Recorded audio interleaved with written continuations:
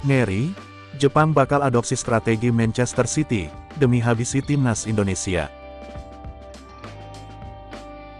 Timnas Jepang akan menggunakan strategi ala Manchester City, demi meraih kemenangan saat menghadapi timnas Indonesia, pada laga pamungkas Grup D, Piala Asia 2023. Pelatih timnas Indonesia Shin Tae-yong, harus bisa mengantisipasinya, untuk meloloskan skuad merah putih, ke babak 16 besar.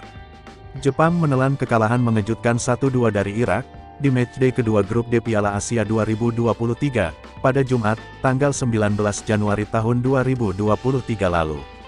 Padahal, Jepang merupakan kandidat juara di turnamen ini. Kekalahan tersebut, menjadi tamparan keras yang membangunkan Samurai Biru. Terlebih, akibat hasil minor itu, tim asuhan Hajime Moriyasu kini duduk di peringkat kedua, klasemen sementara Grup D dengan 3 poin. Tentu saja, Jepang bakal mengincar kemenangan di laga pamungkas, lawan timnas Indonesia pada Rabu, tanggal 24 Januari tahun 2024 besok. Strategi permainan yang akan ditampilkan Jepang, ketika menghadapi timnas Indonesia, dibocorkan Hiroki Ito. Bek kiri yang menjadi starter di dua pertandingan melawan Vietnam dan Irak, menuturkan bahwa Samurai Biru bakal mengoptimalkan skema menyerang seperti Man City. Artinya, Jepang bakal mengandalkan serangan dari sektor sayap. Mereka piawai memainkan strategi seperti ini, karena memiliki pemain yang punya kecepatan, keterampilan dribbling, dan ketangkasan dalam melepaskan umpan akurat maupun mencetak gol. Saya pikir pada dasarnya ada 3 titik, zona dekat, zona jauh, garis kedua, jadi menurut saya penting untuk masuk ke sana dan memberikan umpan silang ke sana. Saya akan mencocokkannya, kata Hiroki Ito. Negara-negara lain telah mengambil tindakan balasan, terhadap fakta bahwa mereka mampu mencetak poin secara efektif, melalui serangan sayap. Jika Anda tidak melangkah lebih tinggi lagi, Anda tidak akan mencapai tujuan, imbuhnya. Mari kita coba masuk ke dalam kotak penalti, yang dalam saat menyerang seperti Manchester City. Jika kami bisa masuk ke posisi itu, saya pikir kami akan memiliki peluang lebih besar, untuk mencetak poin, katanya lagi. Dalam pertandingan melawan Irak, Ito mengaku banyak melakukan umpan silang, dari sisi lapangan seperti permainan Manchester City. Hanya saja, umpan silangnya tidak mencapai target. Ia meyakini Indonesia bakal mengambil langkah-langkah pencegahan serangan, dari sisi sayap. Jika garis kedua tidak naik lebih tinggi, Anda tidak akan mencapai tujuan permainan tersebut.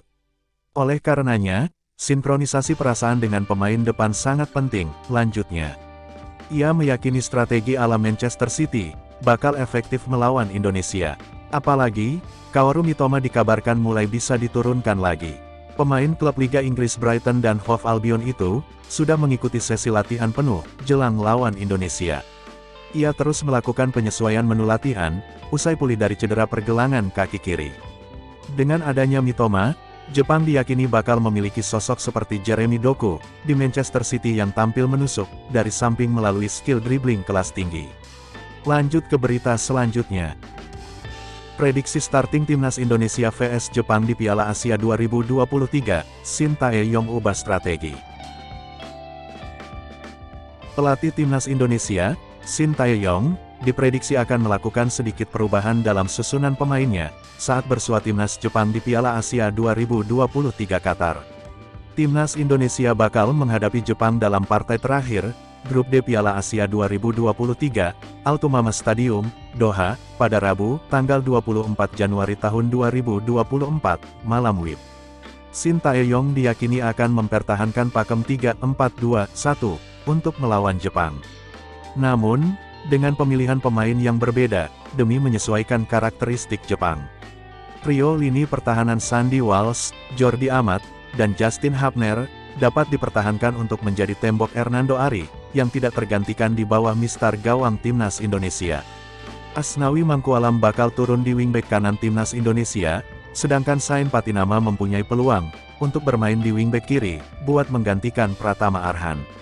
Ivar Jenner sudah pasti mengunci satu tempat di lini tengah timnas Indonesia. Gelandang berusia 20 tahun itu, bisa bertandem dengan Ricky Kambuaya.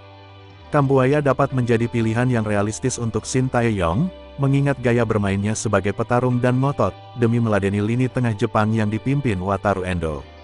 Duo gelandang serang kemungkinan bakal tetap dihuni Yakob Sayuri, dan Marcelino Ferdinand. Keduanya saling melengkapi, Yakob tipe pekerja keras, sementara Marcelino skillful.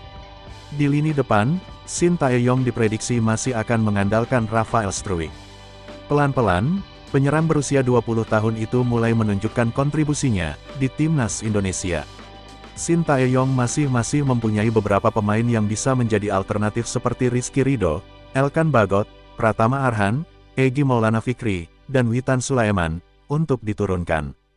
Timnas Indonesia menggunakan formasi 3-4-2-1, ada Hernando Ari, Sandy Walsh, Jordi Amat, Justin Hapner, Asnawi Mangkualam, Ivar Jenner, Ricky Kambuaya, Sain Patinama, Yakob Sayuri, Marcelino Ferdinand dan Rafael Struijk.